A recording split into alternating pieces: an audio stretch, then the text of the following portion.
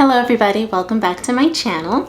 I'm Lily Peterson, and in today's video I am going to show you how I lesson plan for the week for my 2-year-old son. Please give this video a thumbs up and consider subscribing, and let's get to it. So right now I'm in my son's room, and my planning usually starts off in here, mostly because I'm picking out books, picking out workbooks, different toys and things that I want to use for that week. I am transferring my plan from my wall calendar. My wall calendar kind of gives me an overview of what themes I wanted to do each week. In a notebook, I start by writing the theme for this week. This week, the theme is fall leaves. So the majority of the activities that we will be doing this week will be centered around fall leaves. After that, I write down a Bible verse that I would like to highlight for this week. Now, that just means that I open the lesson reading this verse, and that is about all I do with this. I talk about it a little bit on a Monday, but I just read that verse to my son each day.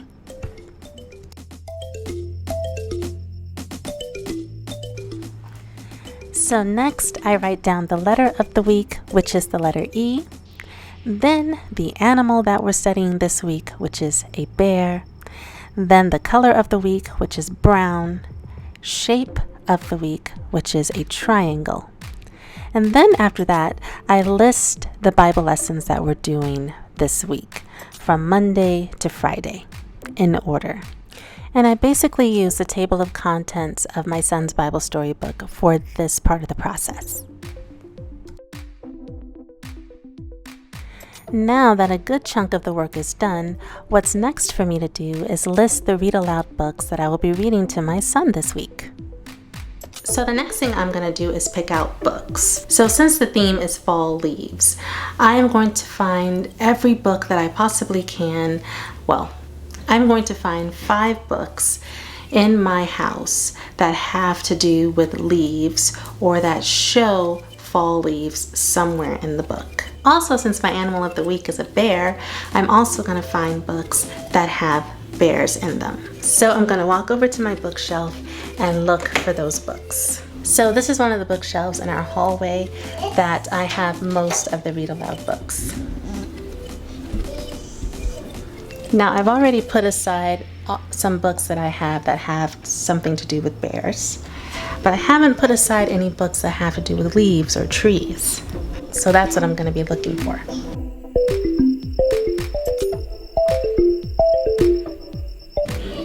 Okay, so now I have picked out a whole bunch of books.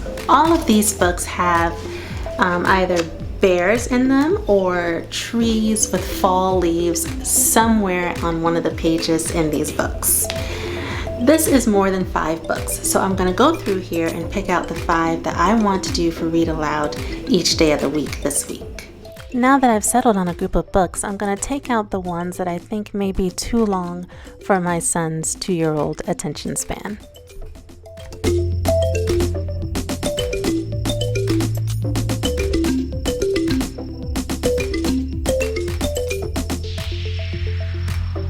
Now that I've chosen my Read Aloud books, I'm going to write them all down in my notebook. The most important reason I have for writing down these books is it helps me keep track of them so that I'm not repeating the same books too much, because my son does get tired of a little too much repetition, especially when it comes to storybooks.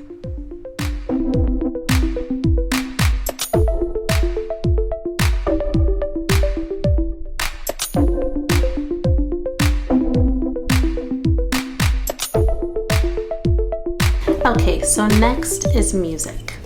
Now, I was a music major and I started off as a music teacher, so of course I am a big advocate for teaching your child music or exposing them to music. This I have is a classical music box set of popular classical compositions by composers that you know, like Mozart and Beethoven and Haydn And so I pick a CD and I just go through the entire CD until I've reached the end of it, and then I go through the next CD. So this week is going to be the first selection of the track.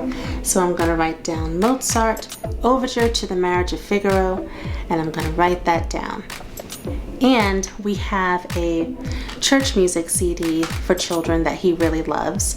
And I'm just going to go to the next track in that one and put that one on here too. So we have 2 listening selections for this week. Now, you don't have to do it with classical music or church music. Whatever music you have in your home that you would like to expose your child to, start there. Eventually, later on this year, I want to expose him to some of the jazz that I love, music from other cultures too. Children just really love music. It really doesn't matter.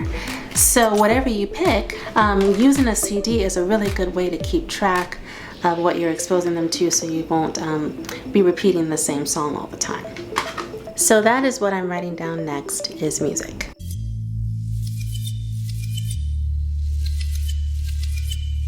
Now you're through with the most condensed part of the lesson planning.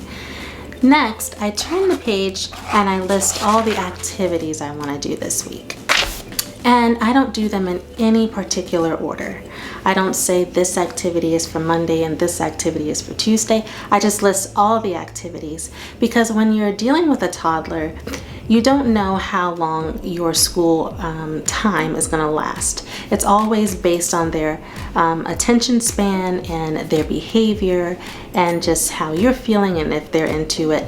Now, because we have a routine, our homeschooling time goes from 45 minutes to an hour, sometimes longer than an hour, depending on how well my son is engaged. So I already know off the top of the bat that first we're going to do the letter E book, because last week we did the letter D book. This week we're doing the letter E book. So I'm going to write that down first. I also know that since brown is our color of the week, I want him to paint with the color brown. Now, what I want him to paint doesn't matter. What I do is I just put him at his easel and I set out some brown paint and I just let him paint with the color brown. And every week I give him a coloring sheet of the animal of the week. So I already know that we're going to do that too. So the next thing I'm going to write down is color a bear. Another activity that we do every week is we trace the letter of whatever letter we are learning that week. So this week is the letter E. So next I'm going to write trace the letter E. Now, thinking off the top of my head of activities that are related to my theme, which is fall leaves, I can already think of 2 in my head right now, and that's a leaf press. We go outside on a little nature walk. We look for fall leaves. We collect them in one of his baskets. We bring them back into the house and we do a leaf press. And there's a bunch of ways that you can do that. You could put the leaf underneath the paper and have your toddler scribble and it'll show the imprint of the leaf. Or you could do it with paint by putting paint on the leaf and pressing the paper down over the leaf that way. That way is a lot messier, so I like to go with the crayon route. Next, we can do a handprint fall tree. And basically that is, I print his hand, we paint his hand with some brown, we press it down on some drawing paper, and then now we can take all the other colors like the red, the yellow, the orange, the green, and the brown, and we can just make little fingerprints with fall leaves all around the tree. And you don't have to do it with fingerprints. You can do it with Q-tips or cotton balls, anything you want. Now, the reason why I have these activities already in my head is because I was a classroom teacher for 10 years. So I've done a lot of fall activities. But an easy way to find fall activities, I love trolling Pinterest for different fall activities. Just type it into Google and you will see so many fall activities come up for toddlers that are easy and fun. Okay, so now I'm going to go through some of his workbooks and tear out activities that I want him to do for this week. Those might involve some number worksheets, some shapes worksheets, things like that. But I don't want to overload him on worksheets, so I just pick just a few, like 3 or 4.